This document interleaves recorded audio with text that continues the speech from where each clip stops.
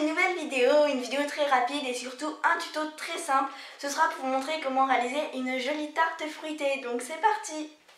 Alors en premier on va commencer par le matériel, donc il vous faudra de la Fimo ocre numéro 17, de la Fimo liquide,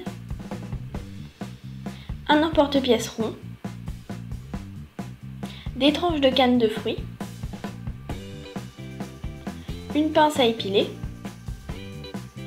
une lame, un rouleau, un piton. En premier, ce qu'on va faire, c'est qu'on va prendre de la pâte ocre et on va venir la chauffer et la rouler. Donc moi j'ai commencé au rouleau et ensuite j'ai fait à la pasta machine. Je suis venue prendre l'emporte-pièce et j'ai emporte-piècé un petit rond. Ensuite j'ai pris un petit bout de pâte ocre et je suis venue en faire un tout petit serpentin, donc vraiment tout petit et bien régulier. Donc là j'allonge le boudin. Et donc je fais un petit serpentin comme je l'ai dit. Donc là j'ai trouvé que j'en avais trop, donc du coup j'en ai coupé. Donc faites attention que la pâte s'effrite pas, sinon après ça risque d'être un peu galère à tourner. Moi il y a juste le bord qui s'est frité, mais c'est pas très grave. Donc voilà, on la roule jusqu'à qu'on pense qu'on en a assez. Et ensuite on vient la plier en deux et la tourner sur elle-même. Donc il y a une main par exemple qui va en haut et une main qui va en bas, ça dépend. Donc voilà, vous voyez, la main droite va en bas et la main gauche va en haut. Donc c'est pour faire l'effet torsadé. Donc on serre bien correctement à fond. Ensuite on vient couper le bout et on vient le mettre tout au bord de la tarte en appuyant un tout petit peu dessus pour être sûr que le boudin tienne bien. Dans la petite torsade. On vient couper l'excédent. Et après on vient faire un petit raccord.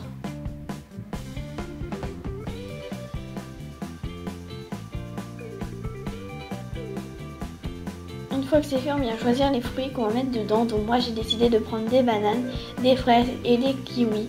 Après vous prenez le nombre de fruits que vous voulez, vous mettez les fruits que vous voulez. Vraiment vous faites comme vous voulez. Ensuite on met de la Fimo liquide au fond, ça permettra aux fruits de coller et d'être sûr que ça ne tombe pas. Et ensuite avec un petit cure-dent que j'ai oublié de mettre dans la liste du matériel, mais bon je pense que vous en avez un, vous venez étaler la Fimo liquide partout dans le fond de la tarte.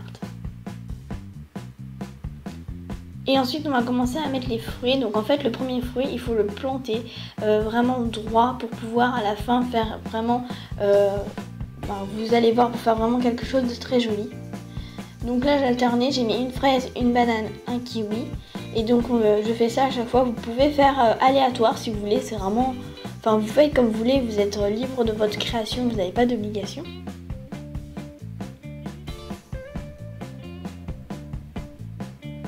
Donc une fois qu'on a fait un tour, on vient vraiment en mettre bien au bord.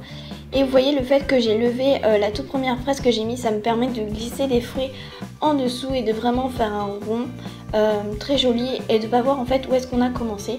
Donc là je remets les fruits un peu correctement parce que j'étais un peu juste niveau place pour le kiwi. Oui, donc il faut vraiment faire très attention, les mettre correctement. Et ensuite on rappuie sur la petite fraise et en fait elle va venir se caler sur le kiwi et ça va faire vraiment un joli rond bien régulier. Ensuite on va faire pour le deuxième pareil, donc je vous conseille de vous décaler d'un fruit à chaque fois pour éviter que toutes les fraises soient alignées, etc. Même si c'est quand même assez galère. Voilà, et une fois qu'on a tout fait, on vient remettre pareil les fruits.